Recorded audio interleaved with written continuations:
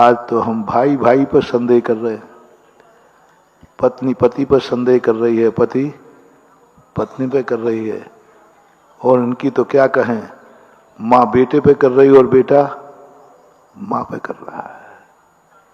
और किसी का क्या करें, गुरु शिष्य पे कर रहा है और शिष्य और किसी को क्या करें। इनको भी निपटा लेता हूं, भगवान को भी अपन भगवान पे भी संदेह, भगवान को तो नहीं कहूंगा, इतनी हिम्मत मेरी नहीं है, लेकिन कहने में मैं चूकूंगा भी नहीं।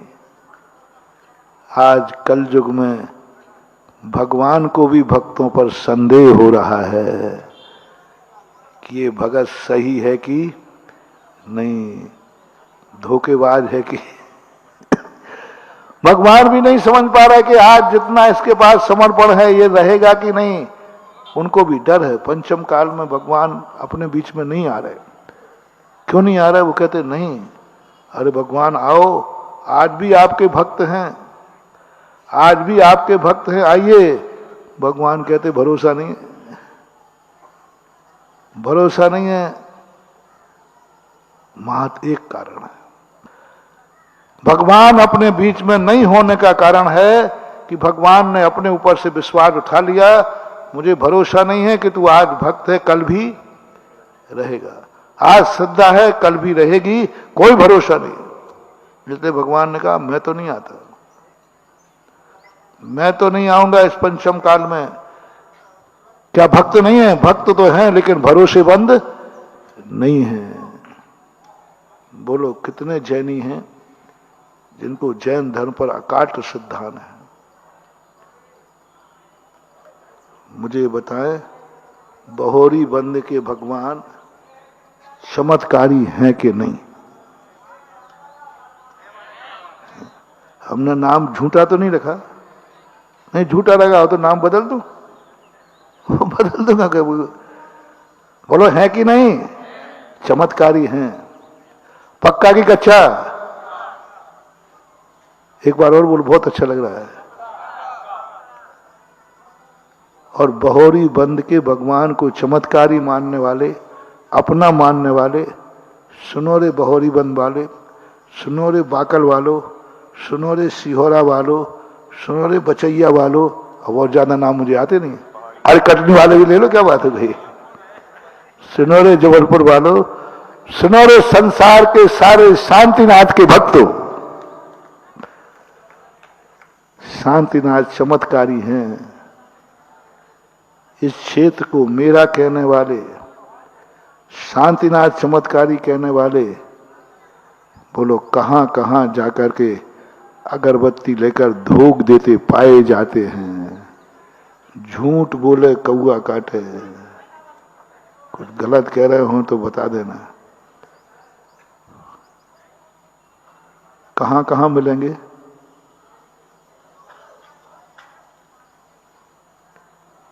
और चमत्कारी भगवान से हम कहते ना, भगवान आपको एक चमत्कारी मान रहे। बोले बेटा तू मात यही देख रहा है कि मंदिर में आ रहे हैं, तू नहीं देख रहा है कि शाम को ये कहां जा रहे हैं।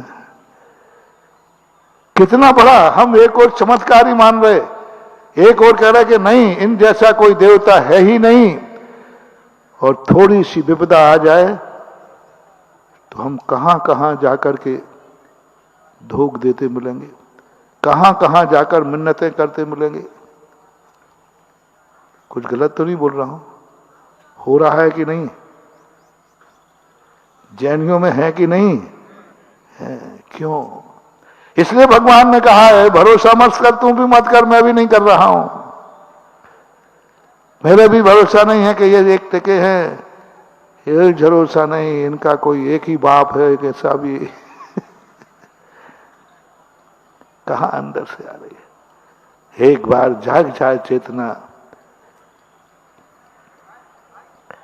एक स्थान की हमें बहुत बड़ी शिक्षा, हमें कई बार शिक्षाएं शास्त्रों से कम मिलती हैं, क्योंकि शास्त्र महान महान आचार्यों के लिखे हैं, उनके अर्थ तक हम पहुंच नहीं पाते, उनकी गहराइयों को हम छू नहीं पाते।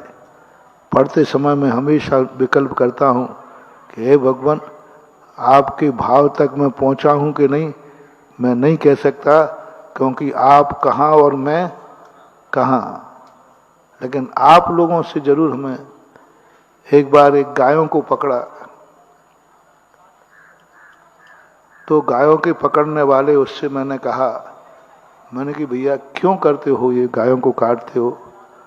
बोले महाराज जी आप समझो, बाल बच्चे पालने के लिए, रोजी रोटी के लिए। तो मैंने कहा कि भाई आप लोग यही क्यों करते हो? देखो हम लोग भी, जैनी लोग भी तो अपने बाल बच्चे पालते, ये भी तो अपने पेट पालते। तो बोले महाराज जैनी पैसे वाले होते हैं।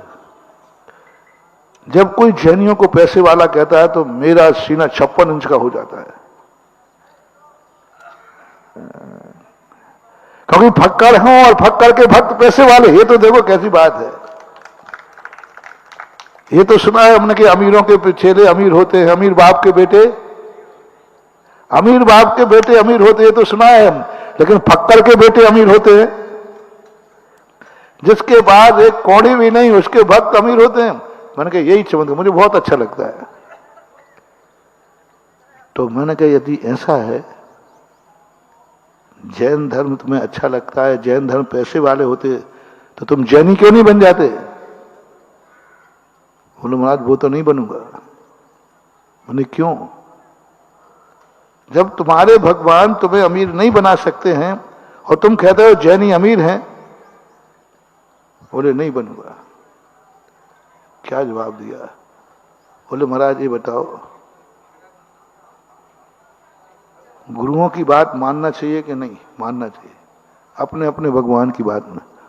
और मैं भगवान को इतना मानता हूं कि भगवान यदि मुझे भूखा भी रहेगा तो मैं भूखा रहूंगा, और मुझे खुशी है कि भगवान मुझे भूखा रखने में खुश है।